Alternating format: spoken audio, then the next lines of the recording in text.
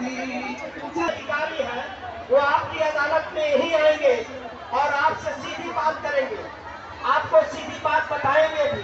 वो सारे अधिकारी आएंगे। आप सभी बार हम गरीब लोग हैं, हम पेट काट करके कैसे टेम्पू का भाड़ा लगा करके कैसे कैसे आते हैं वो हम ही जानते हैं। इसलिए आप जब जो जिस मुख्यमंत्री को इतनी फुर्सत है 4 दिन महीने में हफ्ते में 4 दिन आते हैं तो क्या आप हमारी बात नहीं सुनते?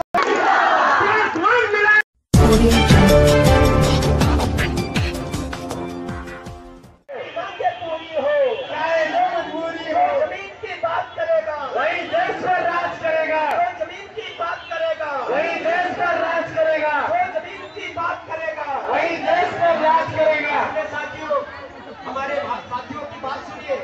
राजेंद्र भैया आप एक गीत तब तक रखिए, बाकी अभी हमारे बीच में थोड़ी देर में यहाँ के कमिश्नर और जो जमीन के संबंधित जितने भी अधिकारी हैं वो आपकी अदालत में ही आएंगे और आपसे सीधी बात करेंगे, आपको सीधी बात बताएंगे भी। वो सारे अधिकारी आएंगे, आप सबकी बात बताएंगे। तब तक हम चाहेंगे राजेंद्र भैया अपनी गीत प्रस्तुत करें। राजेंद्र भैया। अम्बेडकर अमर रहे, बाबा साहब डॉक्टर अम्बेडकर अमर रहे, काशीराम साहब अमर रहे, काशीराम साहब अमर रहे।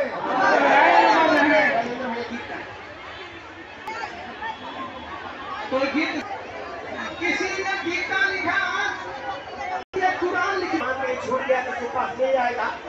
मंच के बगल में हमारी सहयोगी है उनको दे देंगे। किसी ने गीता लिखा तो किसी ने कुरान लिख डाला। अरे जिसे स्कूल जाने से रोका गया इसलिए भारत का संविधान निकाला। इसमें भारत आजादी प्रदेश आजादी सीमा को जैसे चले ना मोबाइल का सिम के बिना, जय भी जय भी जय भी, वैसे भारत न चलेगा बाबा भीम के बिना। वैसे भारत न चलेगा बाबा भीम के बिना। जैसे चले ना मोबाइल दोनों सिम के बिना, जैसे चले ना मोबाइल दोनों सिम के बिना, जय भी वैसे भारत न चलेगा बाबा भीम के बिना। वैसे भारत न चलेगा बाबा भीम के बिना। नाम देंगे रूढ़िवादी जय भीम के बिना, ना हटेंगे मनुवादी जय भीम के बिना।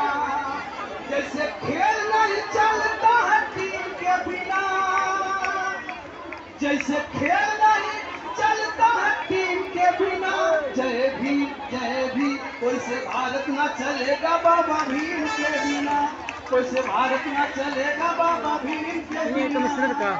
जैसे चले न मोबाइल दोनों सिम के बिना, जैसे चले न मोबाइल दोनों सिम के बिना, जय भी वैसे भारत न चलेगा बाबा भीम।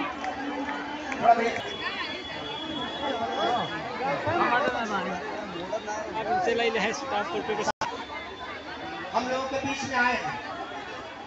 हम लोग सुबह से हम लोग 10 अक्टूबर को दे रहे हैं। पीछे भी हमारे मांग पत्र पर क्या आपने कार्रवाई किया, या ऐसा तो नहीं है कि हमारा मांग पत्र लेते हैं और कबाड़ में फेंक देते हैं। उस पर भी आप हमें आवेदन पत्र जमा है, बहुत सारे आवेदन पत्र रिसीव है और बहुत सारे आवेदन पत्र हमारे साथी के पास है जो हम आपको देंगे। आगे उस आवेदन पत्र पर कार्रवाई कैसे करेंगे और 1 एकड़ जमीन देने की क्या कार्रवाई होगी ये बात आप बताएंगे। हम पहले ये मांग पत्र जो हम दे रहे हैं, ये मांग पत्र पढ़ करके हम अपने जिम्मेदार अधिकारी को बताएंगे। उसके बाद इसमें क्या आश्वासन दे रहे हैं ये आगे ये बताएंगे और आगे सरकार में हमारी बात कैसे रख रहे हैं और वो क्या कार्रवाई करेंगे सारी बात बताएंगे। ये हमारा जो ज्ञापन है ये महामहिम राष्ट्रपति को संबोधित है, महामहिम राष्ट्रपति जी को। ये द्वारा है कमिश्नर श्रीमान मंडलायुक्त गोरखपुर मंडल गोरखपुर। दलित आदिवासी एवं पिछड़ा भूमिहीन गरीबों को प्रति परिवार 1 एकड़ जमीन दिलाने के लिए मांग पत्र है। दलित पिछड़ा जमीन अधिकार आंदोलन का यह 3रा चरण है। गोरखपुर कमिश्नर कार्यालय के समक्ष हम अनिश्चितकालीन डेरा डालो घेरा डालो आंदोलन कर रहे हैं। उस आंदोलन के तहत आए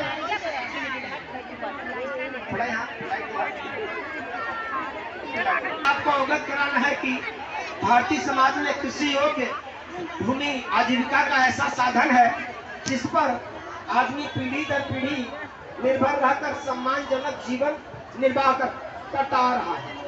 यह भी सच है कि आज जहां पुराने जमींदारों एवं कुछ कारपोरेट घरानों के पास सैकड़ों एकड़ भूमि है, वहीं पर लगभग 57% दलित परिवार भूमिहीन है, अर्थात इनके पास न घर बनाने की जमीन है, न खेती करने की जमीन है और न ही मवेशी पालने की जमीन है।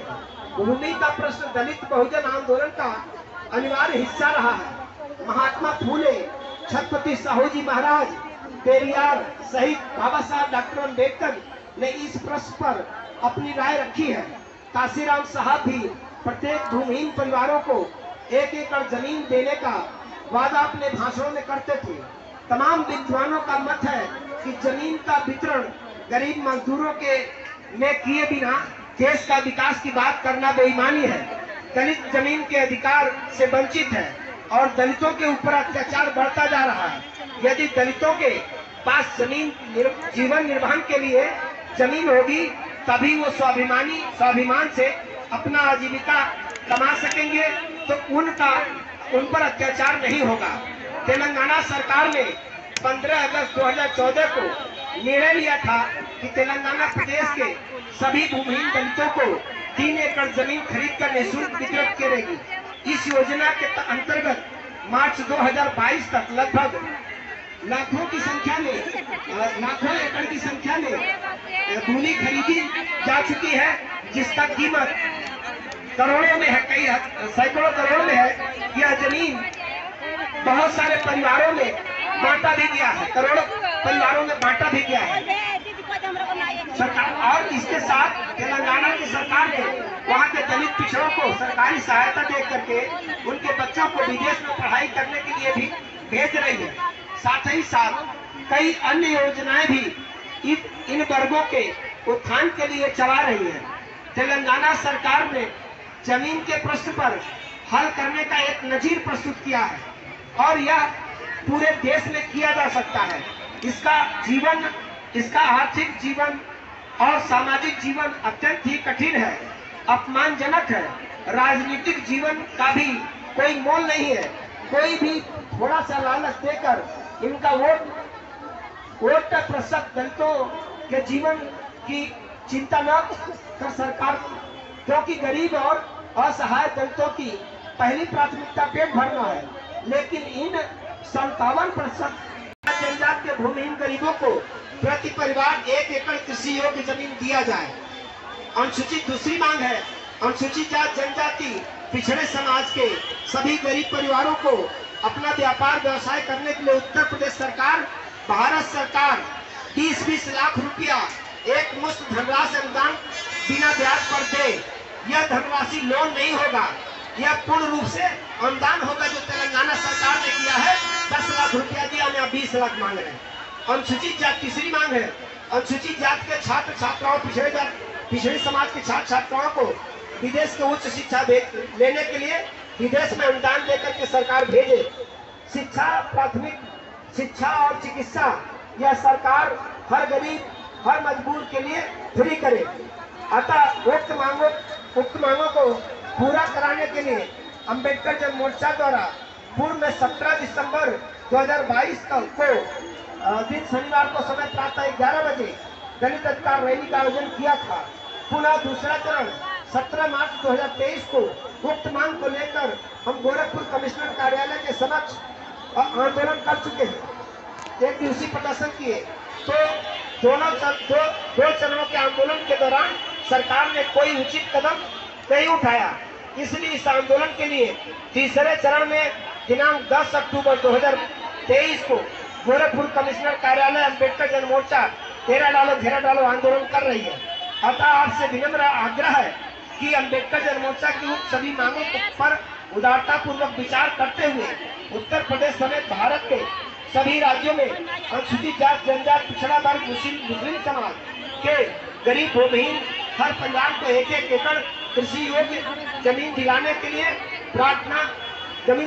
लिए हमारी प्रार्थना को स्वीकार करते हुए इसे फलीभूत कराने की महती कृपा करें।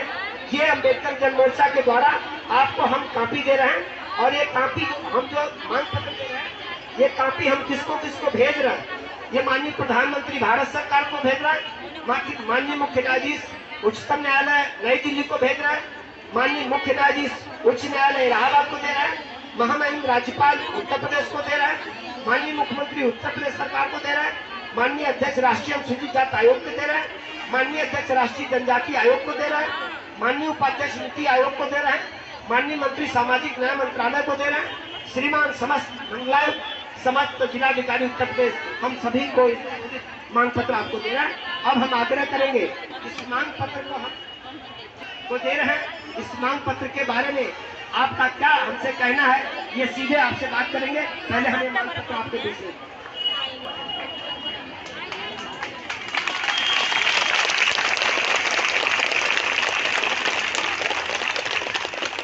अब हम अनुरोध करेंगे, हमारी मांग को सुनने के बाद हमारे जिम्मेदार अधिकारी अब आम जनता से क्या कह रहे हैं, आपका क्या कहना, ये हमें बताइए। रिकॉर्ड करो।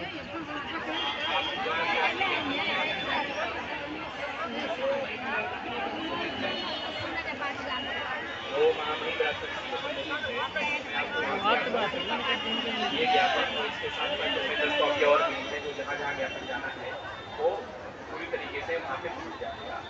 और जैसा कि ये बिंदु आ रहा है कि पूर्व में जो हम लोगों ने ज्ञापन लिया था उसको हम लोग इधर उधर रख लेते हैं, तो ऐसी बात नहीं है।